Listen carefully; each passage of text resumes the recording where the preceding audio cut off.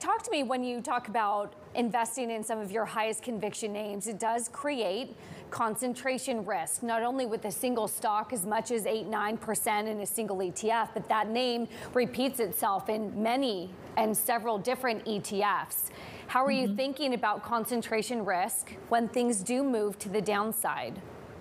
Yes, what we are usually doing in a bull market, and you saw us do this last year, is as a bull market extends, we actually diversify our portfolio more and more, putting in names like the FANGs, which we consider more cash-like instruments in our world. We're much more focused on the innovators of the future.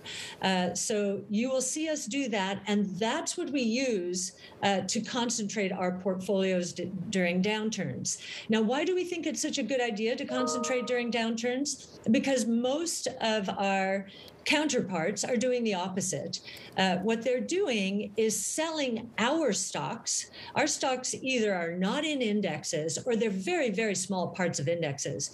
And so when traditional asset managers are managing their portfolios in a risk-off situation, they're diversifying to get closer to their indexes. They're buying index stocks and they're selling our stocks. So we are there to pick up the pieces. And it usually works out very well. I will say that this risk-off period, which started in February and is still in force, is a very unusual one for us. I've never been in a market that is up, has appreciated, and our strategies are down. That has never happened before. And in fact, the disconnect is even more strange when I look at the up rounds taking place in the private world when it comes to innovation. Nubank comes out today. I think it had an up round this year that so then doubled. Sorry for interrupting. Do you then change your strategy? If you've never seen this before, where there's an appreciation, but your strategy isn't working, do you change your strategy?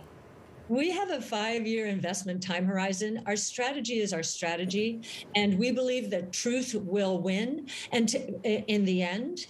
So we think the opportunity in our strategy is huge right now. In fact, rarely in my career have I seen our 5-year projections for returns, compound annual returns, hit 40%.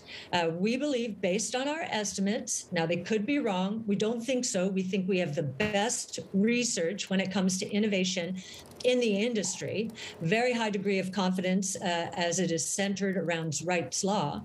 Based on our very disciplined research, we expect a compound annual rate of return of roughly 40% over the next 5 years. That's a quadrupling. At the peak of our strategy in February, that number was 15%. That is our minimum hurdle rate of return. When we go through a period like this, of course, we're going through soul searching, saying, are we missing something? And we double down on our research and we double down on our modeling. What you should also know is to get to that 40% compound annual rate of return, we assume massive multiple compression from today's levels.